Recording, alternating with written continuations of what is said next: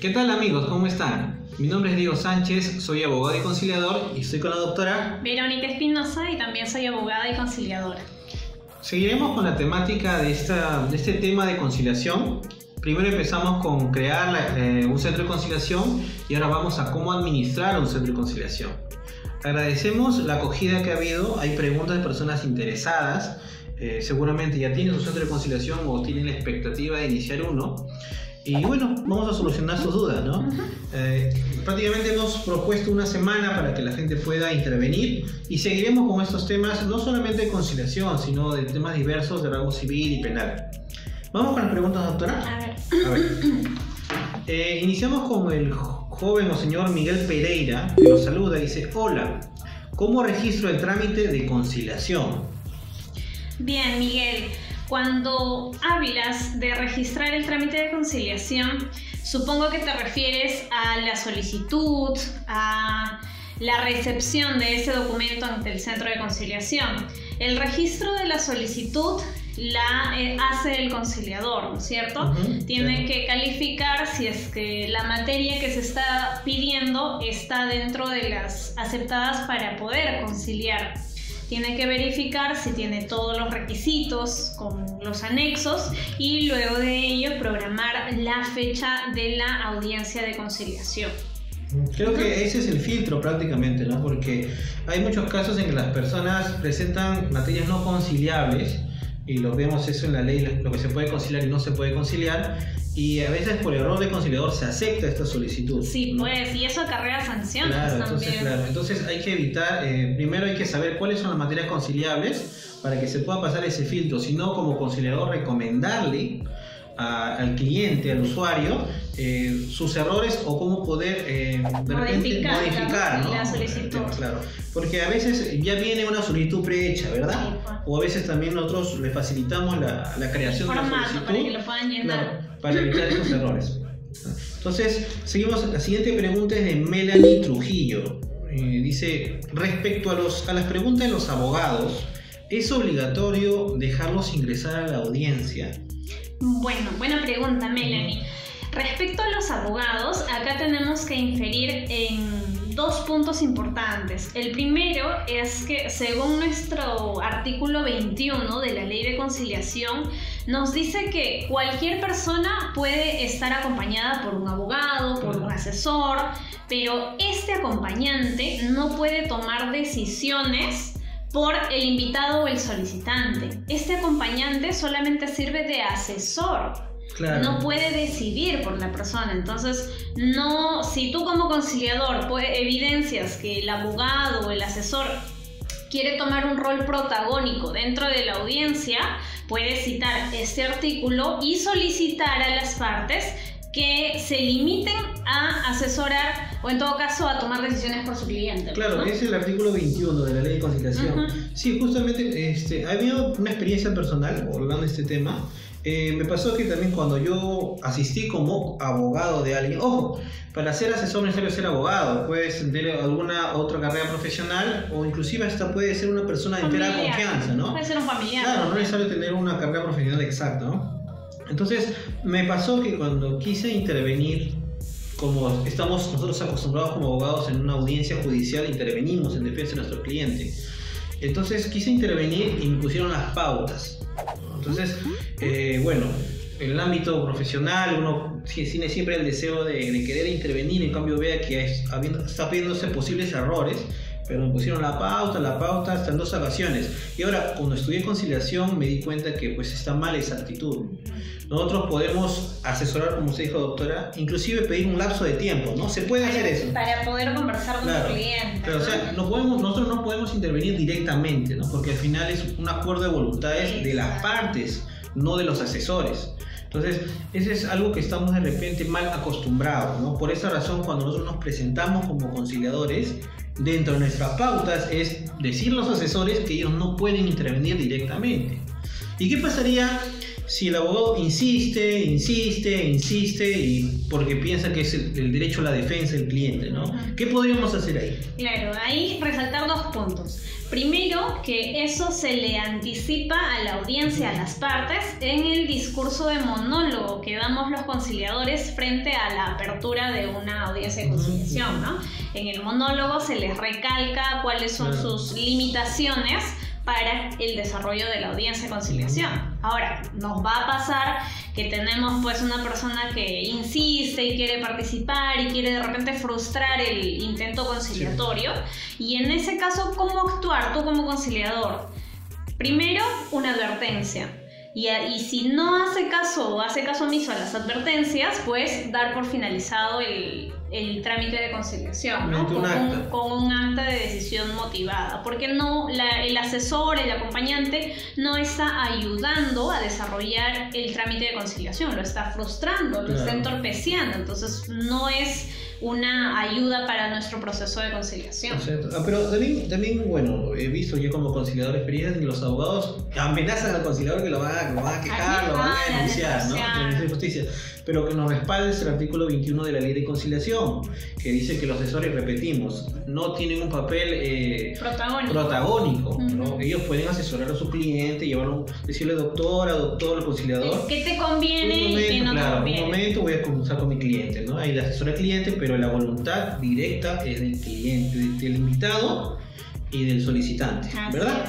Ya. Ahora, Karina Ramírez Beteta nos señala, en caso de una de las partes esté grabando la audiencia, ¿se puede dejar o qué se debe hacer? Karina, buena pregunta. Acá vamos a citar el principio de confidencialidad que debe tener todo procedimiento conciliatorio. ¿Y a qué refiere la confidencialidad? A que el trámite de conciliación, específicamente la audiencia, es una sesión privada. Es una audiencia donde solo pueden estar involucradas las partes. Es más, hay una parte en la Ley de Conciliación donde dice que todo lo que se converse dentro de la audiencia de conciliación no puede ser utilizado como prueba, como testimonio, ¿no? ¿Por qué? Porque es privado, es confidencial. Y si vamos a este principio, si una de las partes está grabando la audiencia de conciliación, en ese momento el conciliador pues tiene que solicitarle el celular o el aparato con el que esté usando para grabar y hacer que borre esa grabación. ¿Por qué? Porque eso está prohibido. Claro, esa prueba resultaría ser ilegal, ¿verdad? Ilegal, así es. O sea, todo lo que suceda dentro del área de conciliación, que viene a ser privado ya, dentro de la sala de conciliación, eso no se puede difundir. No se puede divulgar. Otra pregunta es de Carlos Gómez. Dice, creo que a todos los que manejamos conciliación nos pasa. Quisiera saber qué función tiene el abogado o qué debe hacerse cuando interviene una conciliación. Creo que eso ya es como la pregunta anterior, ¿no? Claro, ya lo acabamos de responder, pero igual, ¿no? Carlos, si tienes algún problema, algún inconveniente con un abogado o con algún acompañante del solicitante o del invitado, básate al artículo 21, ¿no? Y si no, saca el acta por decisión motivada, que es lo que la ley te respalda. Porque al final eso no le va a servir tampoco a la otra parte, la parte que se encuentra perjudicada, ¿no? Porque imagínate, si yo te insisto, no, yo quiero intervenir, el abogado, estamos refiriendo a un asesor, entonces la otra parte puede quejarse, ¿no? Que realmente si maneja el tema de conciliación o sabe por lo menos la ley de conciliación, la otra parte, la que se encuentra perjudicada, puede decir, bueno, esta acta no fue bien redactada, bien hecha, la acta de conciliación, porque intervino el asesor. Y puede ser dentro, claro, una posibilidad para poder dar de baja el acta. Claro, ¿no? Y ahí es bueno resaltar también el rol de nosotros como conciliadores, como mediadores, de repente porque las personas acuden a tu centro de conciliación para buscar una solución, ¿no? Y hacerle entender a esta persona que está entorpeciendo el proceso que no va a ayudar a su cliente, al contrario, lo está perjudicando. Y si no entiende el abogado, pues hacerle entender eso al cliente también, ¿no? Que su asesor o la persona que lo ha traído no le está ayudando a resolver su problema y al contrario, lo está perjudicando. Claro, y yo, bueno, cuando se ha asistido a algunas conferencias del Ministerio de Justicia, normalmente los conciliadores nos quejamos de eso, ¿no? De que de repente la ley de conciliación debe ser más específica, ¿no? Porque no señala claramente Nosotros estamos tomando un criterio en base a la experiencia y a lo que la denuncia que a veces puede llegar al centro de conciliación y cómo nos hemos defendido. Pero sí sería conveniente, creo que la ley de conciliación debe ser más específica y resaltante en este punto sobre el papel de los asesores, ¿no? Claro. Para que los asesores sepan, pues, que ellos no deben intervenir directamente, ¿no? Bueno, ahora vamos con la pregunta de Catherine Lozada. Dice, ¿las audiencias en qué casos se reprograman? Buena pregunta, Catherine. Acá podemos desglosar tu pregunta en dos puntos, ¿no? Las reprogramaciones se dan solamente cuando acreditamos el motivo por el que la persona no pudo asistir a nuestra audiencia. ¿Y cómo sustentamos eso? Puede ser que haya sufrido un accidente. Temas de salud, pero el certificado que se presenta ante el centro de conciliación tiene que ser de una entidad pública. O sea, no puede ser un médico particular. No puede ser porque es fácil de adulterar. Entonces, claro. En la directiva del Ministerio de Justicia han evaluado ello y han dicho, por el principio personalísimo de la conciliación, es obligatorio que asista la persona que están invitando. Claro. Entonces es por eso que nos piden un documento público para que pueda sustentar el motivo por el que no pudo acudir. Entonces tú como conciliador recibes esa constancia y certificado médico de un accidente y con ese documento procedes a reprogramar la audiencia. Y la reprogramación también se da dentro de los 7 días hábiles, ¿ya? Entonces en este caso recuerda que el trámite de conciliación no puede exceder de los 30 días hábiles. Ahora, otra cosa que de repente podemos tocar con un paréntesis. ¿Qué pasa, por ejemplo, si yo quiero invitar a alguien y esa persona no asiste? Yo podría pedir dentro de un proceso judicial el reintegro o una sanción a esa persona por no asistir al centro de conciliación, porque hay un parámetro dentro de la ley de conciliación que habla sobre ello, ¿verdad? Que nos dice que la persona tiene, entre comillas, la obligación de asistir.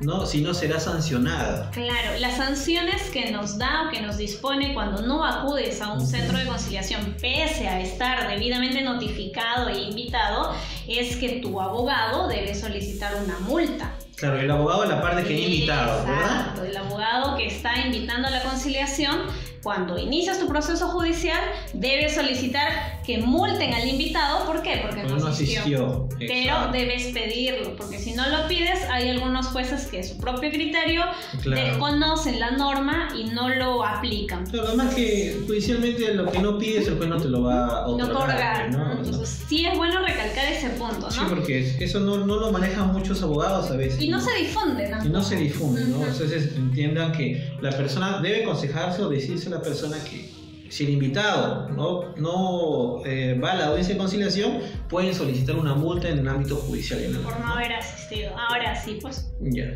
Ahora seguimos con la pregunta de Carolina Ordóñez. Dice, respecto a la pregunta sobre si es obligatorio dejar ingresar a su abogado, bueno, ya hemos señalado eso, creo que ellos no deben intervenir en estas audiencias, en su opinión. Quisiera saber qué pasa si, por ejemplo, una de las partes quiere estar acompañado de un familiar.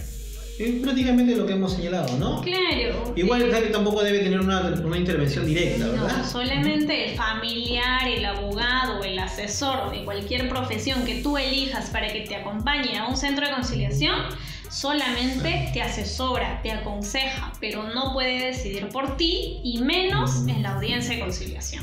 Claro, ya. Ahora vamos a la pregunta de José Arias Campos. Dice, ¿cuáles son los plazos para notificar? José, bien, los plazos para notificar. Entendamos que los plazos empiezan a contabilizar desde el momento que se presenta la solicitud, ¿no? Entonces, desde que tú presentas tu solicitud al centro de conciliación y te ponen el sello de recepción, desde ahí empiezan a contar los plazos. Presentada tu solicitud, el centro de conciliación tiene 2 días como máximo para designar a un conciliador que se vaya a encargar de tu trámite. Puede hacerlo en el segundo día o puede hacerlo en el primer día que se le otorga.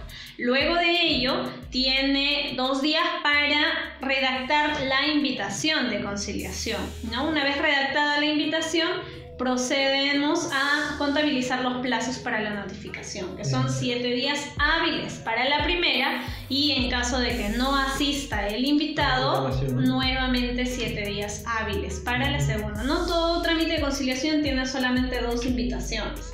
Depende mucho del criterio también, ¿no? Del conciliador, creo, ¿no? En ese tema de las notificaciones, si es que se vuelve a reprogramar una tercera vez o solamente son... Claro. ¿Por qué hay casos que se dan, que tienen 3 citaciones? ¿Por qué? Para que un trámite de conciliación finalice, tenemos que tener la inasistencia de la misma parte 2 veces. O sea, ¿qué pasa? Si a la primera fecha asiste el solicitante y a la segunda asiste el invitado, tenemos 1 y 1, claro, ¿cierto? Entonces, necesitamos programar una tercera para generar el desempate, digamos. Exacto. Por ese motivo es que hay algunos trámites que tienen hasta 3 citaciones. Pero recuerden que este trámite no puede excederse de los 30 días, porque eso sí está normado. Si te excedes en los 30 días... Sin efecto. Sí, ya.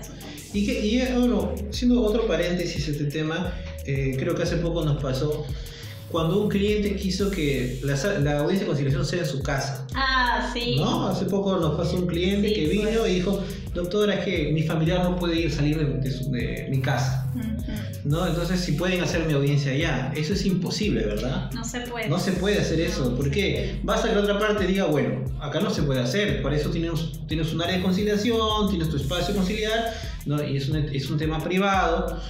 Si yo voy a la casa de alguien a conciliar, esa definitivamente esa acta no sirve. Eso es ilegal. Eso es ilegal. No se puede, eso está prohibido. Ni siquiera por darle facilismo. A veces se entiende que a veces hay personas que tienen a veces una incapacidad, ¿no? Para poder asistir a la audiencia y a veces viene un familiar. Lo más recomendable es darle un poder. Que otorguen un poder. Exacto. Pero ojo, hay un tema también justo con esto de los poderes, que cuando se otorga un poder, a veces la notaría o por desconocimiento hacen el poder en forma genérica. Claro. Y ponen solamente la palabra conciliar.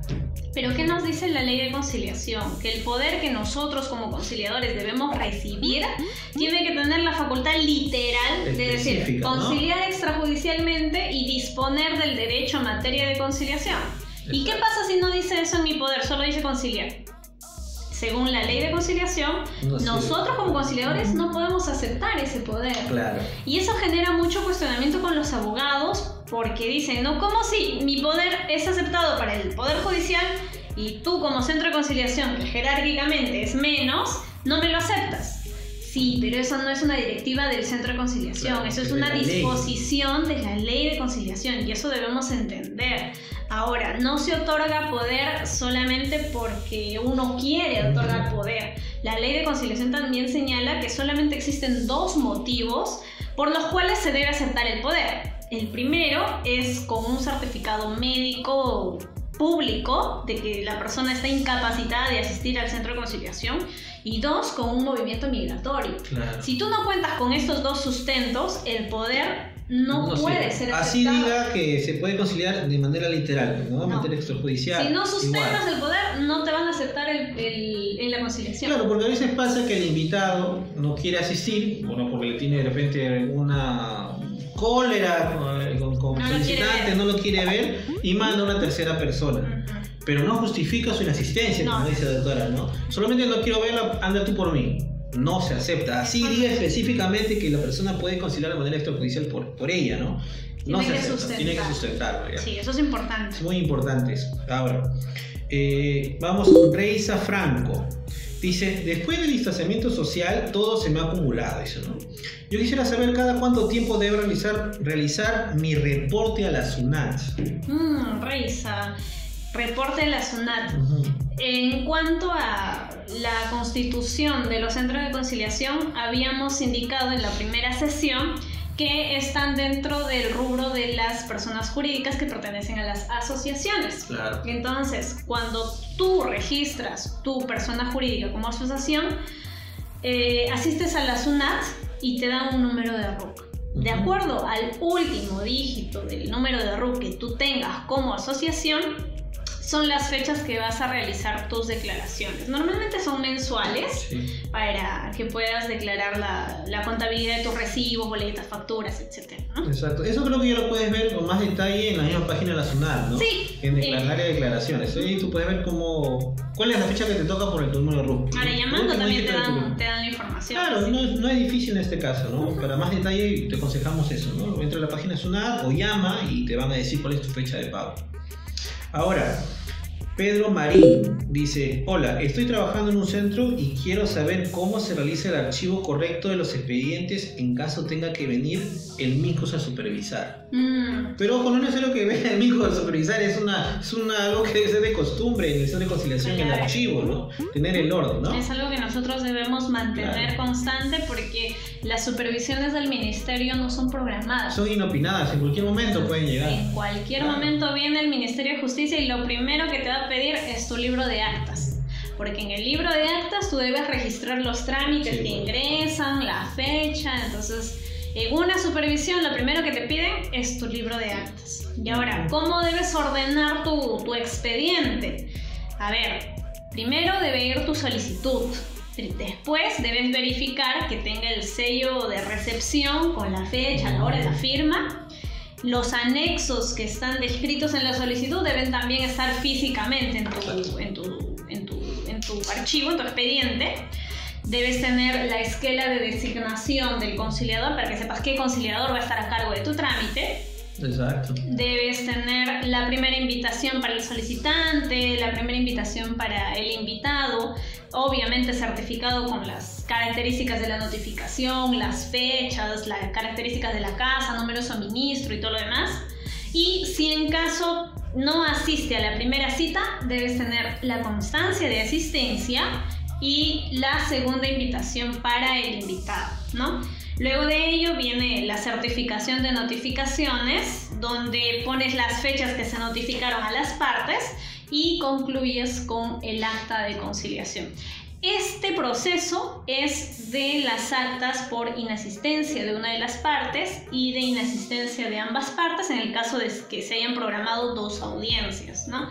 Ahora, cuando es acuerdo total, las mismas características, pero ahí te acortas el proceso de las notificaciones porque ya vas de frente al acta, ¿no? Cuando es un proceso de mutuo acuerdo, digamos. Ah, mira, bueno, eso es muy bueno detallarlo, ¿no? Porque a veces la gente lo pone en un desorden. Sí, pues es desordenado. Cuando llega el Ministerio de Justicia, al azar te pide un expediente, ¿verdad? Y en la norma del Ministerio de Justicia no hay una norma, un artículo donde te explique cómo debes ordenarlo, cómo debes tenerlo. Entonces, sí es bueno compartirlo con ustedes para que sepan cuál es el orden específico que debe tener tu expediente y no lo pongan patas arriba. O de repente, no sé si se pudiera de caso, si que alguna persona que nos está viendo tiene alguna duda con un formato, con toda confianza nos puede escribir, ¿no? Claro, para guiarnos, no hay ningún problema, porque a todos nos pasa que recién empezamos, ¿no? Y a evitar, es bueno ayudarnos a evitar que nos llegue una sanción por esto, ¿no? Que puede ser, es fácil de entender hasta que se vuelve un hábito en tu centro de conciliación. Y ya lo vas manejando. Claro. Ahora viene Rosario Vargas, ¿no? Que dice: ¿qué tal? Yo estoy iniciando con mi centro de conciliación y la verdad que tengo el problema para el llenado del libro de acta. Agradecería su asesoría. Rosario, el libro de actas, como lo estaba mencionando hace un ratito, es un documento que te lo van a entregar donde tú vas a tener que registrar todos los trámites de conciliación que recibas. Iniciando diaria, para que no te equivoques en las fechas. Claro, iniciando por el número de expediente, fecha en que recibes el documento, nombres y apellidos del solicitante, del invitado, el nombre del conciliador, la fecha de las audiencias. Todo el proceso de conciliación lo vas a transcribir en tu libro de actas. Y recuerda que cuando tengas una supervisión, ese es el libro que te van a pedir primero. Y así que tienes que llenarlo todos los días y de acuerdo a los trámites que tengas en tu centro también. Exacto. Y ahora, bueno, nosotros quedamos con un tema pendiente. Sí, que hizo la pregunta del Centro de Conciliación Excelencia y Justicia. Nos preguntó sobre el tema de las sanciones, que no era un tema del momento, pero que como nos comprometimos, queremos resolverlo y para eso hemos invitado a nuestro amigo Johnny Colby. Claro, el doctor Johnny es miembro del Ministerio de Justicia. y ha aceptado brindarnos Él es capacitador en el Centro de Conciliación. un apoyo sobre sanciones. Exacto, entonces lo invitamos, él se va a comunicar por Zoom con nosotros, lo dejamos con él y agradecemos su participación constante con nosotros. Vamos a aperturar un siguiente tema que estaremos colgándolo ya en la red social del Facebook para que ustedes puedan seguir haciendo sus preguntas. Y si les quedó alguna duda sobre este tema o sobre el anterior tema de la creación del Centro de Conciliación, me envíenos sus mensajes con toda confianza y nosotros veremos la forma de crear un segmento, un espacio para poder responderles, o en su caso, si no se pudiese, responderles directamente por medio de la red social, ¿sí? A cada uno de ustedes. Eso es todo por hoy. Lo dejamos con el amigo Johnny para que siga especificando sobre el tema de sanciones. Hasta luego, cuídense. ¿Qué tal, amigos? En principio debo agradecer la invitación, la gentileza de la invitación de los amigos del Centro de Conciliación Solución Eficaz, en el nombre de Verónica Espinosa y de mi amigo Diego Sánchez. Les agradezco mucho por la invitación, para poder conversar sobre algunos temas que tienen que ver con algunas consideraciones básicas respecto del tema del acto de supervisión que realiza la Dirección de Conciliación respecto de los operadores de conciliación. Quien les habla, para poder un poco conocernos, ¿no? Mi nombre es Johnny Colque, soy abogado, defensor público de la Dirección Distrital de Lima Centro. Me desempeño también como conciliador extrajudicial en conciliación básica y de familia. Y además también soy docente invitado de la Academia de la Magistratura. Mi trabajo dentro del Ministerio de Justicia, sobre todo en la Dirección de Conciliación, de alguna manera me ha llevado a tener algún conocimiento respecto del tema de lo que se trata la supervisión. Además, el que habla ha sido supervisor del Ministerio de Justicia, así que conoce un poco es la dinámica con la que se desenvuelven los supervisores. Además que es una dinámica que tiene que ver fundamentalmente con el buen funcionamiento de los centros de conciliación y también con el buen desarrollo de los procedimientos conciliatorios. Siempre es bueno antes de poder desarrollar estos temas, sentar algunas bases que son fundamentales en la actividad de todo conciliador. Primero que nada, que uno tiene que tener en cuenta que la dinámica de un procedimiento conciliatorio se activa fundamentalmente por la insatisfacción de alguna de las partes respecto del otro por el cumplimiento de alguna obligación. Esto hay que entenderlo fundamental. Esto es fundamental. La norma de conciliación dice que no se pueden promover conciliaciones si no existen conflictos. Entonces, para poder entender esta situación, tendríamos que decir efectivamente que para que nosotros podamos promover un procedimiento conciliatorio hay que tener en cuenta que la obligación ya preexiste. Al procedimiento conciliatorio no se viene a crear la obligación.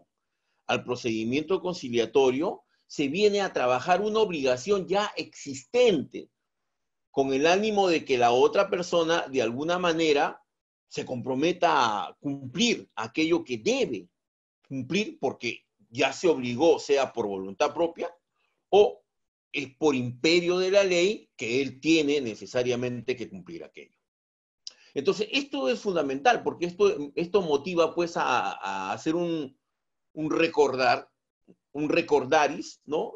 Sobre todo para los que somos abogados seguramente lo tenemos más claro, pero si no, para todos los que somos conciliadores en general y que no necesariamente somos abogados, tenemos que tener en claro que las obligaciones, las fuentes de las obligaciones, hacia aquellas razones de donde emanan las obligaciones son dos, fundamentalmente.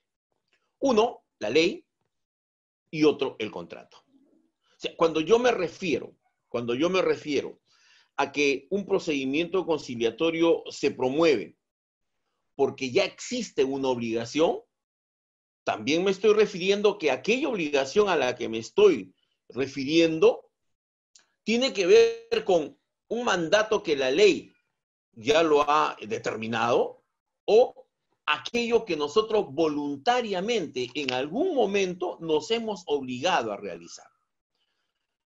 Una persona exige aquello que la ley dice que tú tienes que hacer o exige aquello que tú te comprometiste en hacer y no lo estás haciendo. Entonces, esto es fundamental, esto es básico para poder entender un poco la dinámica del desarrollo del procedimiento conciliatorio.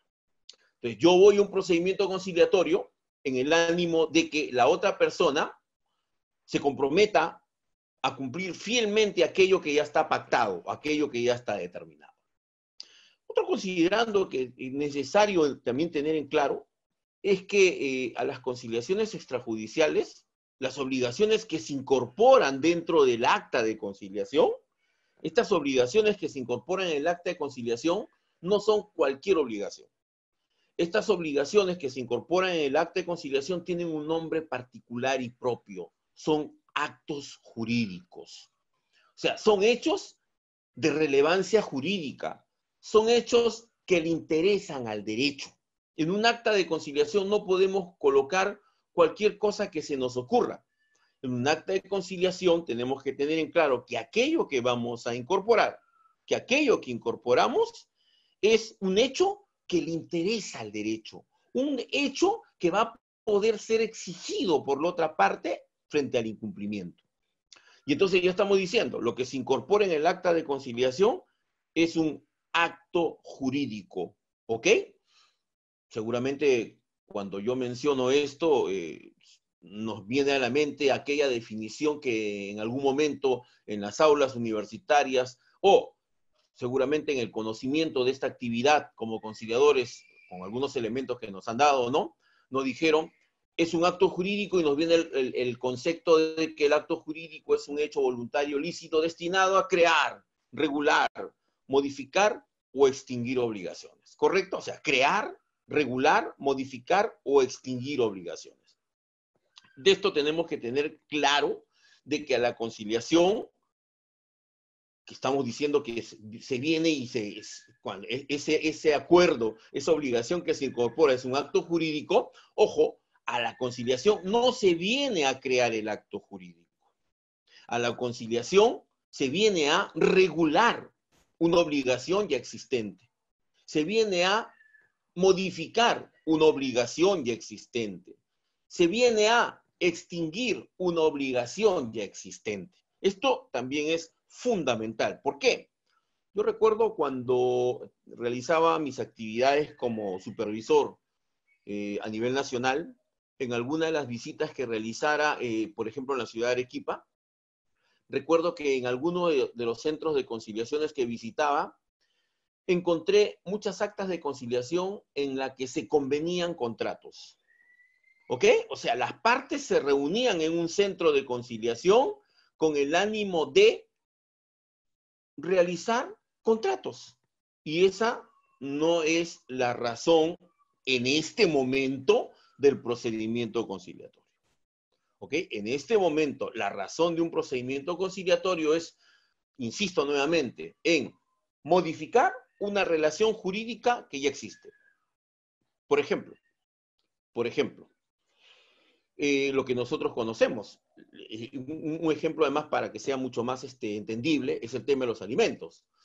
Cuando dos personas en algún momento de su vida se sientan en una mesa de conciliación, conviene una pensión de alimento, en ese momento con un monto exiguo en razón de que el señor pues no tiene o no viene laborando en un centro laboral donde goce todos los beneficios, de alguna manera posibilita su economía en trabajos independientes, entonces en esa oportunidad fijan un monto de 300 soles, un monto exiguo. Sin embargo, posteriormente el señor consigue un mejor trabajo, un mejor puesto, por lo tanto la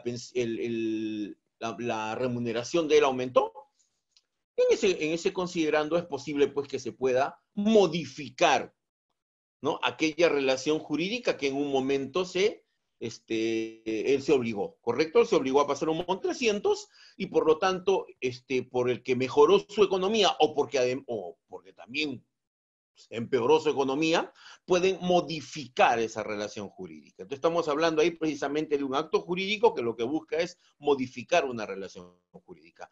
Regular, en la misma línea. Dos personas, nosotros sabemos que todos tenemos una obligación, si tenemos hijos, tenemos una obligación de proveer y satisfacer las necesidades básicas de ellos. la norma, y ahí entra que la norma ya dice que los padres tienen la obligación definitivamente de proveer esta necesidad. Por lo tanto, la obligación ya existe en la ley, ya preexiste en la ley. Pero cuando viene a una mesa de conciliación, lo que vienen es a regular esa relación jurídica que existe en la ley. Porque la ley, si bien es cierto, en algún momento dice, las personas, el juez puede de alguna manera tocar tu remuneración hasta el 60%, o sea, es el tope máximo de un juez. La ley no dice cuánto le corresponde a cada hijo, ¿no? Por lo tanto, eso va a ser motivo de una regulación, que cuando vienen las dos personas a sentarse a una mesa de conciliación a determinar el monto de una pensión, lo que están haciendo es regular una relación jurídica que ya existe, ¿no? Y en función de eso, pues, nuevamente caemos en la cuenta de que efectivamente, ¿no? En actas de conciliación se vienen a regular relaciones jurídicas. Y cuando hablamos de extinción de una relación jurídica, nos podemos, pues, poner el ejemplo de los pagos. Nosotros sabemos que el pago es una forma de extinguir obligaciones, así lo dice la doctrina, ¿ok? Y entonces, cuando una persona promueve una conciliación para que otra persona le pague, lo que está haciendo es promover precisamente una conciliación en el ánimo de realizar un acto jurídico extintorio, ¿no? Extintorio de una obligación. En la misma cuenta acá el tema del desalojo, ¿no? O sea, si yo motivo una conciliación por desalojo para que la persona cumpla con entregarme mi bien, cuando esa persona me entrega mi bien, ya no es relación jurídica, acabó, se extinguió, ¿correcto? Entonces, respecto a ello tenemos que tener mucha claridad. Mucha claridad. No podemos incorporar en las actas de conciliación cualquier cosa que se nos ocurra. Por favor, eso es fundamental porque eso va a ser motivo, y lo vamos a ver más adelante, va a ser motivo precisamente de que el supervisor cuando venga verifique la calidad de tus acuerdos, ¿no? ¿Ok? Entonces, esta es una idea importante que tenemos que tener en cuenta. Insisto, les digo, porque lamentablemente en mi labor como supervisor he encontrado muchas actas que adolecen de estos temas, de estos problemas. No existe claridad respecto de los conciliadores al momento de entender de que lo que incorporan en las actas de conciliación son actos jurídicos. Son hechos que le interesan al derecho y no todo le interesa al derecho. Eso hay que tenerlo muy en cuenta. Un consejo que siempre yo también doy, a veces en las clases de conciliación que realizo, es que a veces los usuarios vienen y efectivamente los usuarios vienen y te quieren imponer una obligación. Yo quiero que la señora pues dé cuenta de en qué gasta la plata. ¿Ok? ¿En qué gasta la plata? Entonces, uno tiene que considerar que, ok, primero capitaliza esa idea y procésala, ¿no? O sea, ¿y qué pasa si yo coloco eso en el acta y la persona no cumple? ¿Podré ejecutarlo? Si la respuesta es no, entonces no puede ir esa obligación en el acta de conciliación. ¿Ok? No puede ir. Uno de los clásicos ejemplos tiene que ver con el tema de los desistimientos. Muchas veces pasa en los procedimientos conciliatorios que muchas personas acuden a una conciliación después de que lo han compelido en un proceso judicial. ¿Ok? Que como ya lo han compelido en un proceso judicial y para que no alargar esta vía crucis, ¿no? Vienen a la conciliación a ponerse de acuerdo. Entonces se establece un monto y inmediatamente la persona obligada, que no necesariamente es un hombre siempre, también es una mujer, porque recuerden ustedes que a nosotros los hombres también nos llenan a hijos y nos abandonan, ¿no? Entonces, en este acto, la persona a la que se le ha demandado dice, ok, yo le voy a pasar una pensión de alimento, pero también quiero que usted ponga, señor conciliador, como un acuerdo en el acta de conciliación, de que la señora o el señor se va a desistir del proceso judicial que me ha iniciado en el expediente número tal del juzgado. Ok, ese es un reclamo que por lo general siempre hacen en mesa de conciliación. Entonces, tu conciliador lo que tienes que ver es en principio, ok, lo coloco, o sea, mi primera idea, lo coloco. Pero ¿y qué pasa si la señora o el señor no cumple con desistirse? ¿Vas a poder ejecutar ese acuerdo? La respuesta es no. Entonces, como les digo, si la respuesta es no, definitivamente ese acuerdo no puede ir en el acta de conciliación, porque en las actas de conciliación van acuerdos que sí van a poder ejecutarse. Eso hay que tenerlo, insisto, muy, pero muy claro. ¿Ok? Entonces, estas son ideas importantes que ustedes tienen que tener en cuenta y vamos sentando estas bases para luego revisar lo que compete al tema de supervisión. Otra idea importante que hay que tener en cuenta respecto de esto es respecto de las actas de conciliación. Una cosa hay que entender claro. Una cosa es el acta de conciliación y otra cosa es el acto jurídico contenido en el acta. El acta de conciliación es aquel documento al que por imperio de la ley y siempre que cumpla los requisitos que la ley del tema exija, va a tener la calidad de título ejecutivo. ¿Ok? O sea, en este caso, el acta de conciliación tiene la calidad de título ejecutivo porque el artículo 688 del Código Procesal Civil, en el inciso C, 3, tercero, señala que efectivamente las actas de conciliación, de acuerdo a ley, ojo, de acuerdo a ley, tienen la calidad de título ejecutivo. Entonces, es importante la construcción de un acta de conciliación, que también va a ser motivo de supervisión. Es importante. ¿Por qué? Porque el cumplimiento de las formalidades de ley respecto de este documento precisamente va a hacer que cumpla con su finalidad ejecutiva que la ley le ha prodigado. ¿Ok? Hay que tener muy claro también este asunto. Uno de los elementos fundamentales a los que lo llamo y que vamos a revisar no está, perdió la calidad de título ejecutivo. Y entonces va a ser motivo para que la otra parte cuestione. Entonces, una cosa es eso, como les digo, y otra cosa es el acto jurídico contenido en el acta. Si el acta de conciliación, por defecto, perdió la calidad de título ejecutivo, no significa que el acto jurídico contenido en el acta desaparezca. El acto jurídico existe. Más aún si está bien redactado, si está bien construido. Ese acto jurídico existe. Pero ¿qué es lo que va a pasar?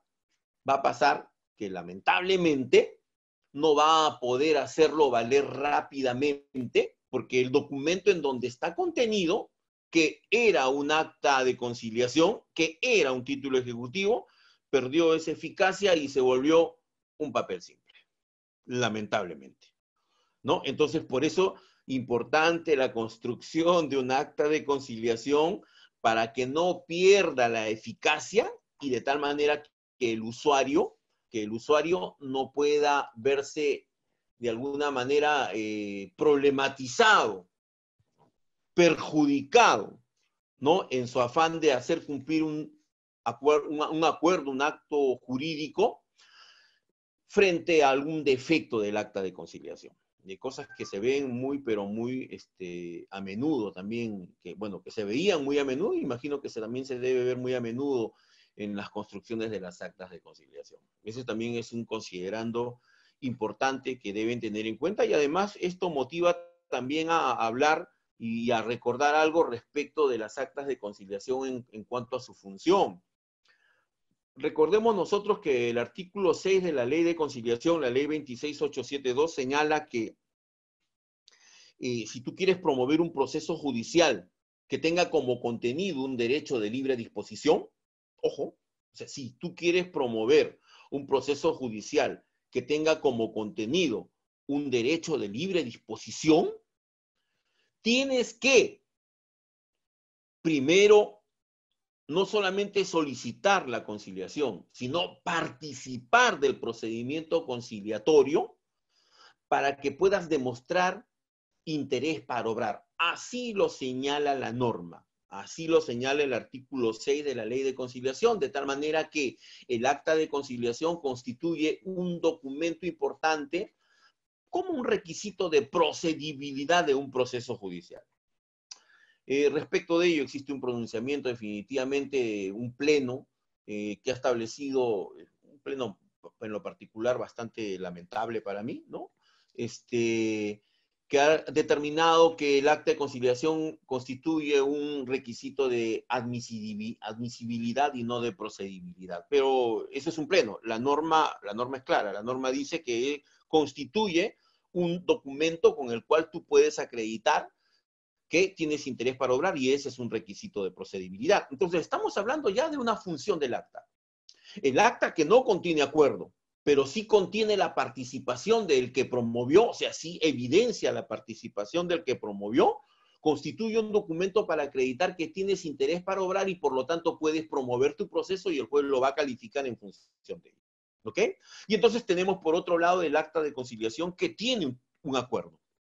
Por un lado tenemos un acta de conciliación que no tiene un acuerdo, pero que demuestra que sí has tenido la intención de solucionarlo, entonces esa acta sirve para promover un proceso judicial como documento que acredite el interés para obrar. Y por otra parte tenemos el acta de conciliación que contiene un acuerdo que te va a servir obviamente para poder hacer valer este acuerdo vía el proceso ejecutivo. O sea, son dos tipos de procesos. Por un lado tenemos el proceso de conocimiento largo, un proceso de conocimiento en el cual muchas veces la gente sufre.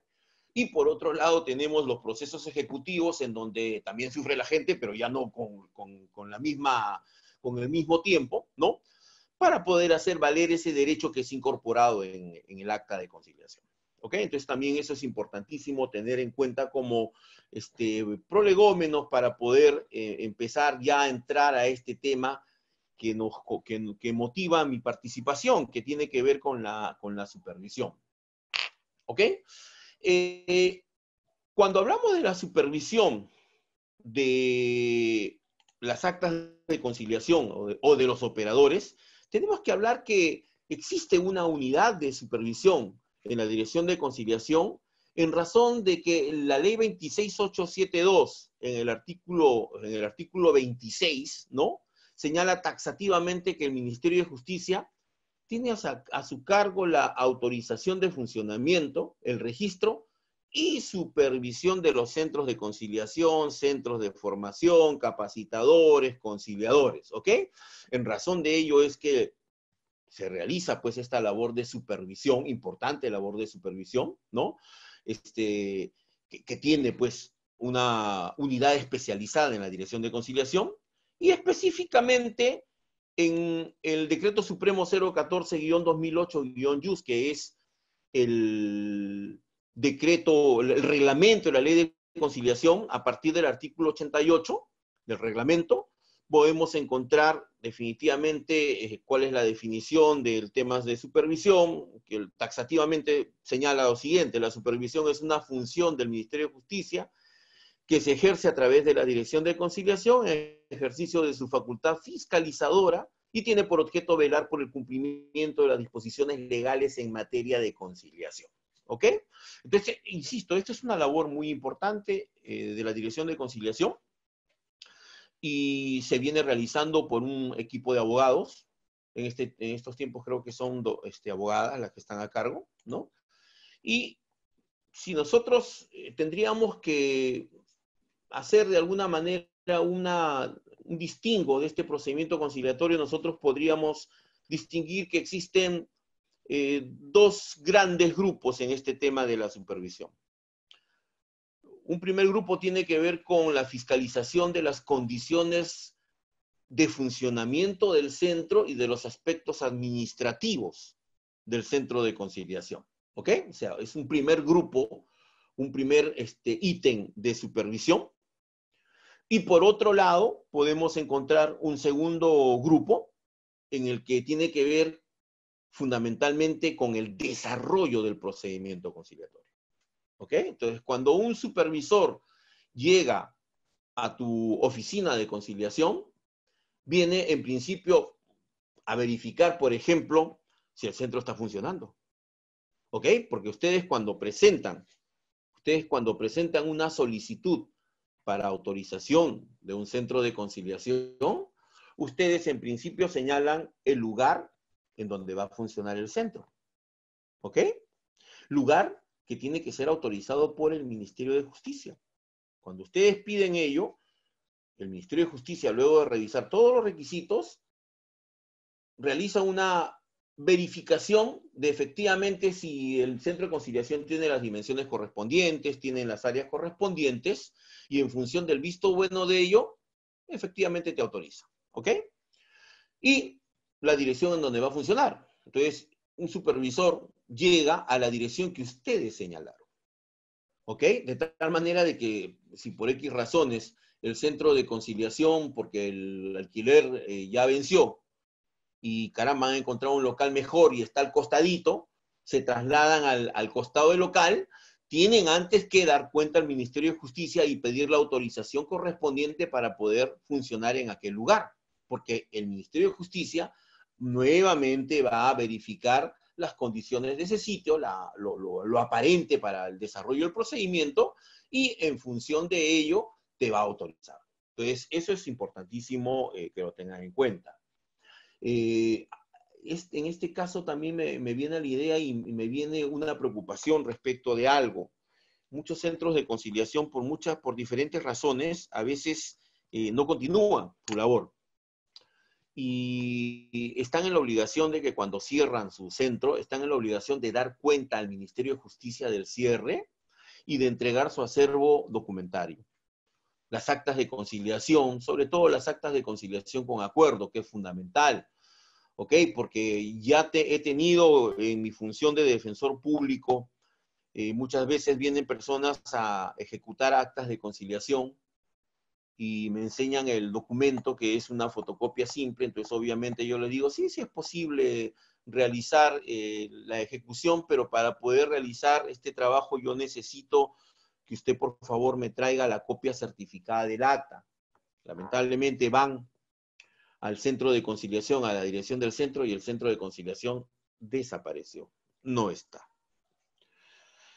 La otra opción, ¿no? La otra opción que siempre le digo es, bueno, si el centro desapareció, vayan ustedes a la dirección de conciliación porque los centros están en la obligación de dar cuenta de su cierre al Ministerio de Justicia para que el Ministerio de Justicia de alguna manera pueda tener certeza de dónde están las actas y en todo caso, si ellos lo tuvieran, poder otorgarles una copia certificada de tal manera que el usuario no se perjudique. ¿Ok? Esa es de alguna manera la razón por la que se pide de que los centros de conciliación cierren de manera formal. Insisto, lamentablemente la realidad es que no todos los centros cierran de manera formal, se llevan sus documentos y nunca aparecen. Cuando se va a la dirección correspondiente a preguntar, tampoco está el acta, y es una pena porque ni la dirección de conciliación ni el centro de conciliación le otorga un acta a esta persona y esta persona se encuentra perjudicada, se encuentra seriamente perjudicada.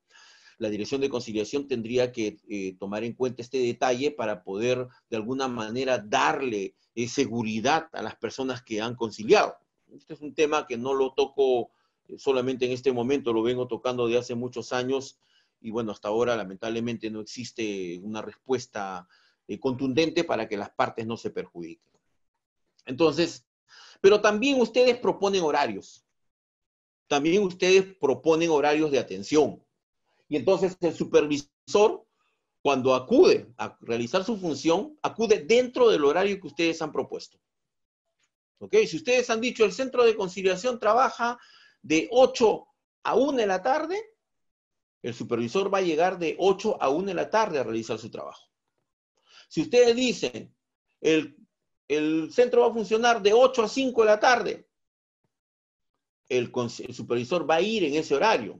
Es importante determinar un espacio para que puedan poner también, pues, que hay un corte de refrigerio, ¿no? Porque si ustedes dicen de 8 a 5, de repente, pues, el supervisor llega a la 1 de la tarde, porque ustedes no han determinado, pues, el tema del refrigerio. Entonces, siempre pongan, a la hora de que crean sus centros de conciliación, el horario de 8 a 1 y de 3 a 5, a 7, en fin, ¿no? Ya depende de cada uno.